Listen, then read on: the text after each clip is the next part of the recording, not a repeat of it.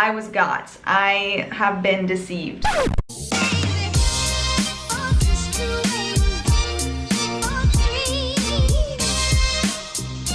Hey guys, welcome back to my channel, the best place to build your tech career and have fun along the way. I'm Liz, and today I'm super excited because in today's video I will be doing some BuzzFeed quizzes to test my computer science and technology knowledge. I think this would be a fun learning experience. We might learn a few facts, see if I'm an expert or if I too have my little struggles and my weaknesses.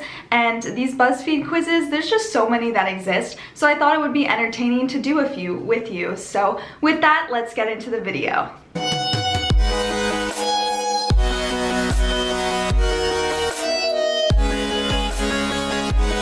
Alright, so to begin, I just Google searched BuzzFeed computer science quiz, and I'm going to try to look at my nice camera more than I am looking at my screen, but we'll just see how I do. We care most about the quiz. This one kind of piqued my interest. Can you pass this basic coding quiz? So let's see. There are 8 questions in this quiz that will test how well you know basic coding principles using the programming language Python. You just need to work out what each piece of code does and choose the correct answer. Ready? And it also says that these questions are based on the ones in the coding manual, published in 2017, and it's written by Mike Saunders. Okay, so this first statement, print hello world. So does this put the words hello world on the computer screen? Send the words hello world to any connected printer. So that one's pretty straightforward, and so I'm just gonna click the first one, which is correct. Okay, now we have a variable. My computer is failing me. Okay, so this one is, if bay is equal to 200 and you print bay, what prints on the computer screen? Does it print the word bay, or does it put the number 200 on the computer screen? So I'm gonna go with it prints the number 200, which is correct. Okay, this is easy peasy. Okay, I'm liking this. My name equal Taylor, print hello, comma, my name. So what appears on the screen? Hello Taylor or hello, comma, Taylor. So this is a syntax one. So I know that the comma is outside of the quotation marks, so the comma would not be included in the message on the screen. So now we have a few more statements. A equals 2, B equals 8, C equals A plus B, print C. So we have some math. Okay, this isn't too bad. I would say prints the number 10 because C takes the value of A plus B, so 2 plus 8, which is right. Okay, and then, okay, these are making me feel good about myself. These are so good, so straightforward. See, if you can do this, you can do computer science. Computer science is for everybody. So A equals 10, B equals 5, C equals 3, D equals A plus B times C. That asterisk is a multiplication. And then print D. So this is where mathematics and the order of operations is important. So you would do B times C first. So 5 times 3, which is 15. And then you would add that to A. So plus 10 would be 25,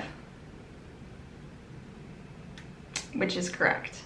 Okay, now if A equals 1, A equals 1, if A equal 2, print A is 2.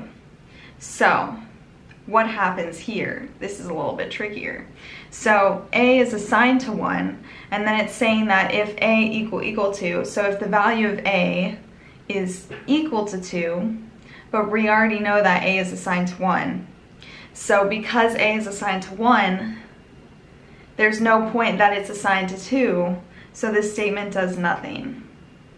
So A equal to 1, while A less than or equal to 10, print A is, and then comma A, and then set A to plus equal 1. So there's a few things going on here. We have a while loop.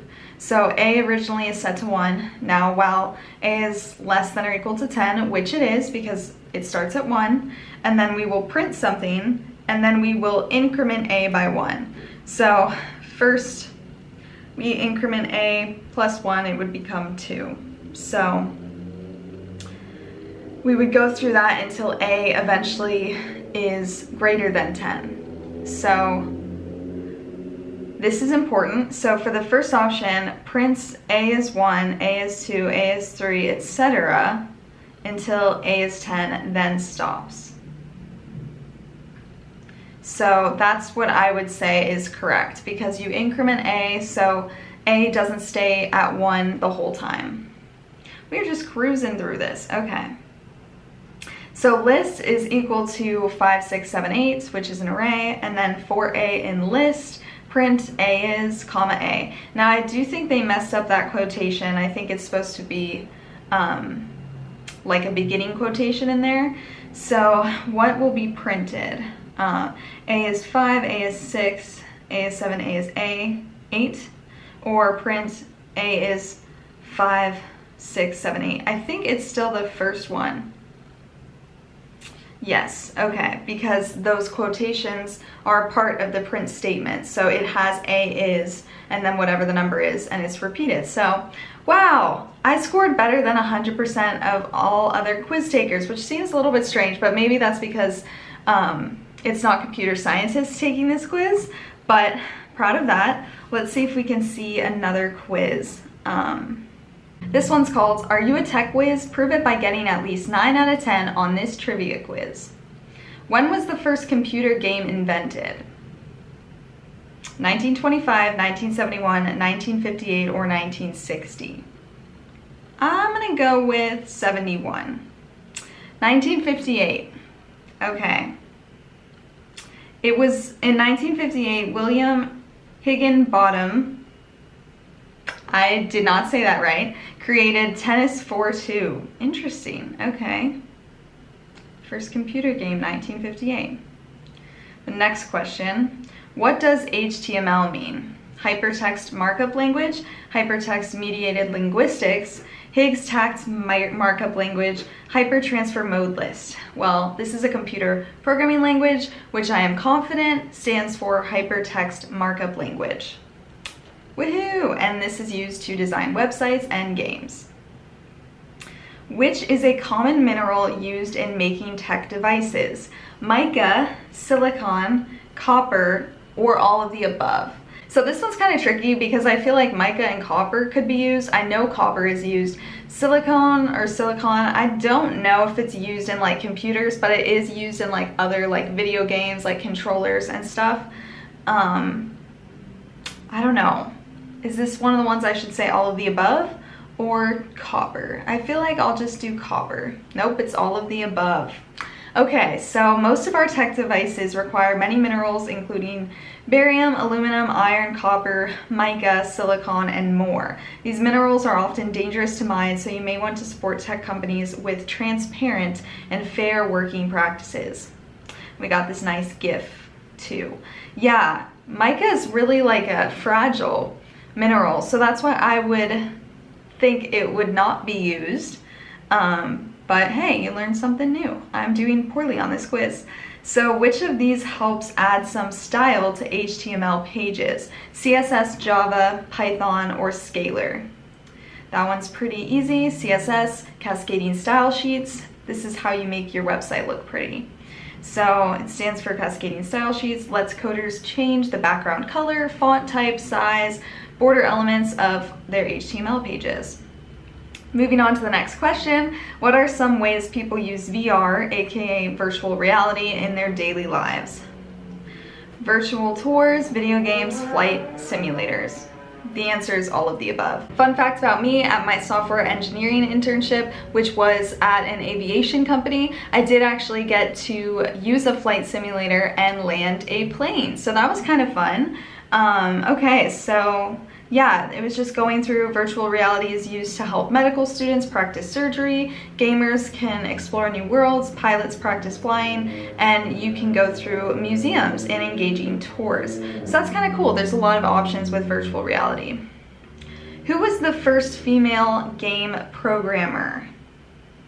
Carol Shaw, Hannah Duncan, Naomi Brooks, or Lydia Stanley? For some reason, I'm thinking Hannah Duncan. It was Carol Shaw.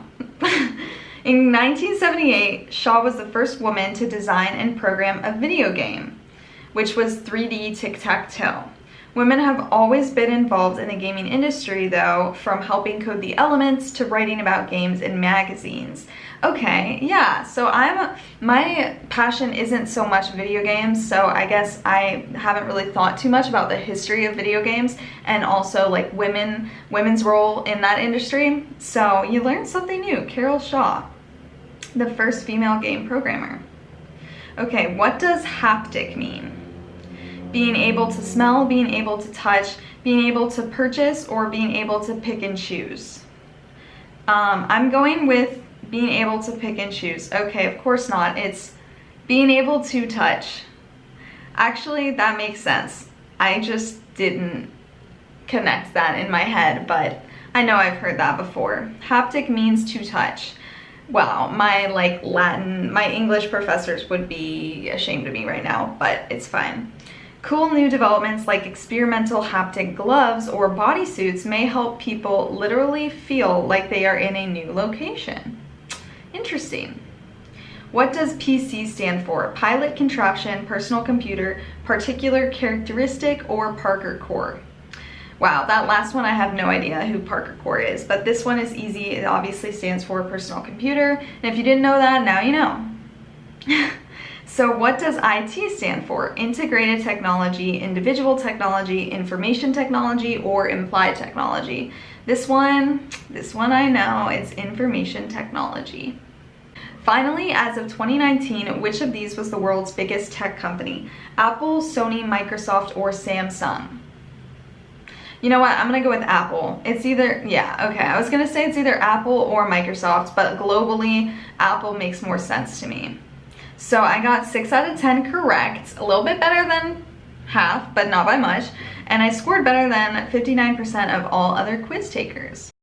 Okay, for this last quiz, this one I searched BuzzFeed tech quiz, and I kind of want to try this one. If you know 14 of these 18 tech terms, then are you a robot? Are you an expert?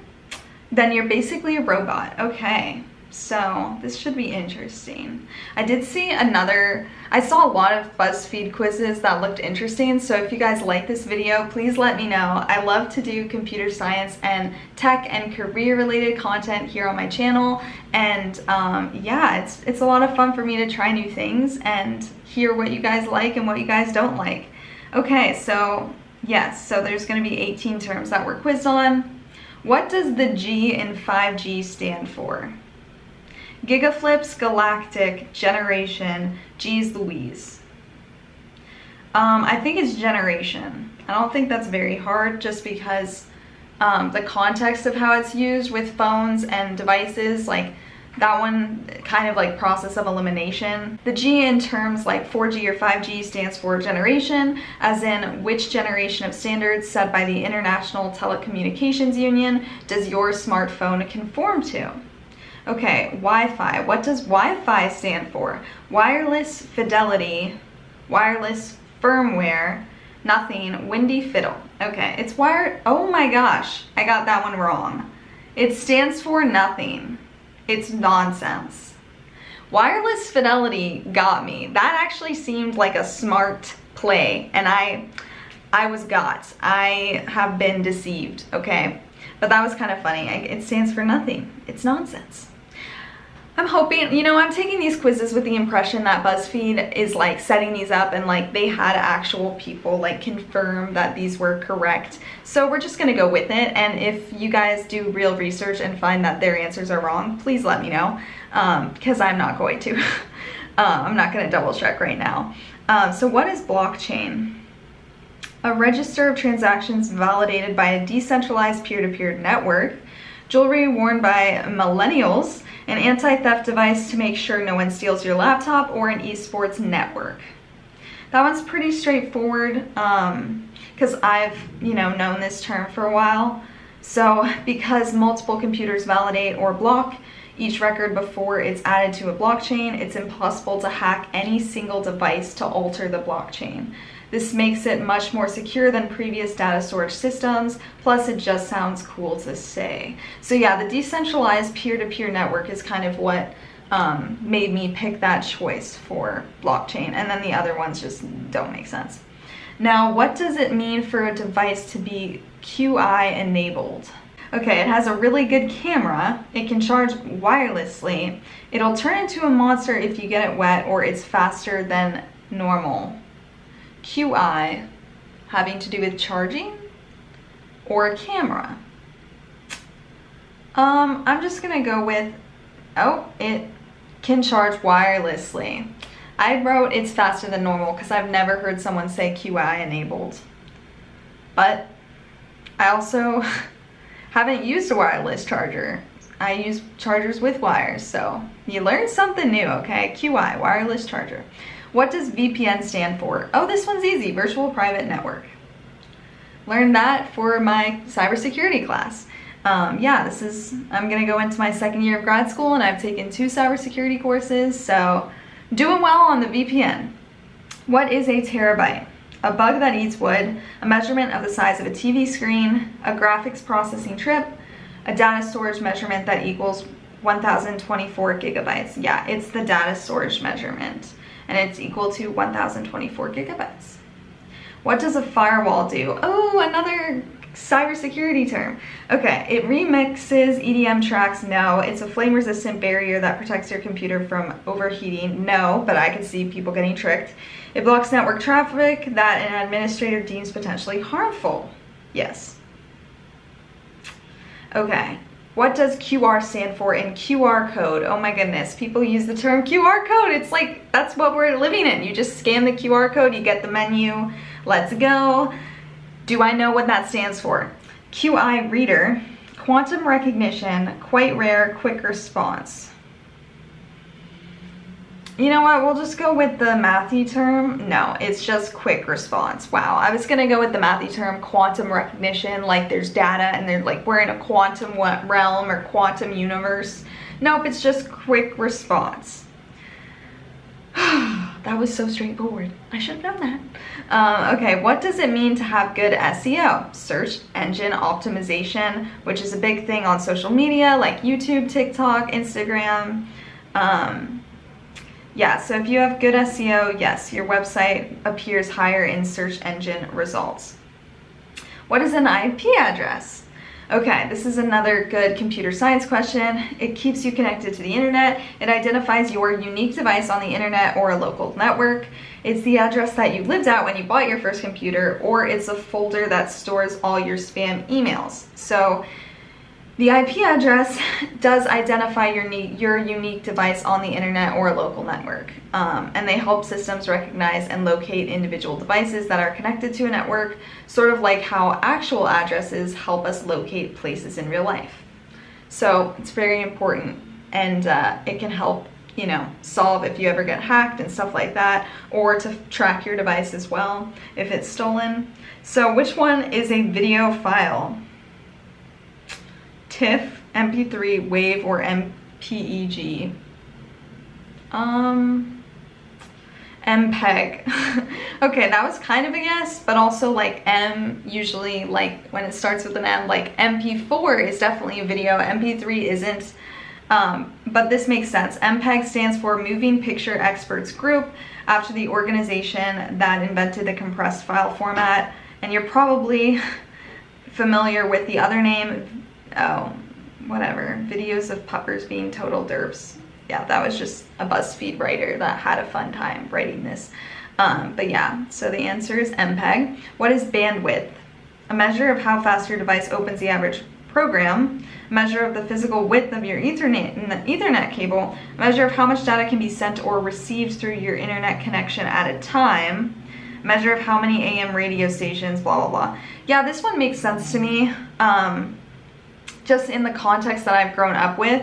So bandwidth is how much data your internet connection can transfer within a given unit of time, usually measured in seconds. The higher the transfer rate on your bandwidth, the faster you can upload your memes, which is obviously essential. What does the G in GPU stand for? Gargoyle Graphics Gullible Gamma. Yeah, graphics. It's the graphics processing unit, and it primarily handles rendering of 3D graphics using polygons. So that was straightforward for me. I've heard that term before. What does GIF stand for? GIF. Genius is female, which it is. Grand Icicle Filter, no. Graphite Imaging File, maybe. Graphics Interchange Format, I think it's that one. Yes. It makes sense if you know what a GIF is, like it has to do with images and graphics. Graphite, I'd be confused because that's something that you write with in a pencil, so. Okay, next one, USB is short for Universal Something Bus. Okay, I think it's serial. I'm pretty sure it's serial. Universal Serial Bus. Ports and drives were introduced in 1997 as a faster way to transfer data through a port directly onto a hard drive. And some people call USB drives thumb drives, which I think it's just because it's that size. It's the size of your thumb. Which one is an audio file? PNG, EXIF, MP3, or PDF? It's the MP3, which stands for... It doesn't tell us, but it does say that it's like a historical term for audio files. We are almost done here. What is cloud computing? Apps and services that can be accessed from any device with an internet connection. An interconnected series of tubes, a program that processes large amounts of data quickly, or a computer that controls the weather. So that one's pretty straightforward. The apps and services can be accessed from any device with an internet connection. That's definitely something that, you know, lots of things are saved in the cloud, like Apple Cloud, Google Cloud, like things exist in the cloud. Basically, they explain it here as your data lives on the internet instead of your device, and you can go visit your data anytime you want. So as long as you have an internet connection. So that can be helpful, especially like if your device dies, but your data was backed up on the cloud, then as long as you go to some other device with internet, you can still access whatever you need to that was saved in the cloud, which is helpful because devices, they fail and it's annoying and it's expensive. So love the cloud for saving things. The term 4K refers to what? Sound quality, screen size, image resolution, or dragon energy. Image resolution, yeah, so that's kind of like when you see videos on YouTube and you want it to be in the best quality, and I know people were talking about like that 4K quality or getting 4K screens, movies in 4K, videos in 4K. It's just like an improved quality of your video or your image, but you know, with me and my budget, we got that 1080p, which I'm really happy with. Okay, so it said if I know 14 of these 18 tech terms, I'm basically a robot. I know 15 out of 18, okay. I scored better than 64% of quiz takers. You know, I think they inflate this to make you feel good about yourself, but I'm basically totally a robot. And whether your excellence is powered by artificial intelligence or good old-fashioned human intelligence, you've clearly got a lot of it. Oh my goodness. So you know that Sprint gives you a network bill. Oh, okay, well this is sponsored by Sprint. Image courtesy of Sprint. Sprint had something to do with these, with this particular quiz, but you know what, it's fine. We learned a little bit and I'm happy with it overall. Okay. So that concludes my BuzzFeed computer science and tech quiz video. Let me know what you guys thought, if you already knew some of this or if you learned something new by watching this video. It's always fun to test yourself and see if you know random facts or if you don't. Trivia can be like a fun way to bring different people together. And so yeah, so that's what I wanted to do today. If you are interested in more computer science and career related videos, subscribe for my content. I do upload on Tuesdays and Fridays at 11 a.m. Eastern. That is the time that I'm trying to stick to now. And if you want to keep up with me on other social media, I do post pretty frequently on my Instagram, Liz_Victoria_YT, and my TikTok with that same handle. Now with that, my most recent tech video was on my computer science student regrets, so be sure to give that a watch if you haven't already. And this Friday's video, my next video, will be on my math major regrets. So the mistakes I made as a math student. So stay tuned for that. I love you guys so much. I hope you have a wonderful week ahead, and I will see you very soon.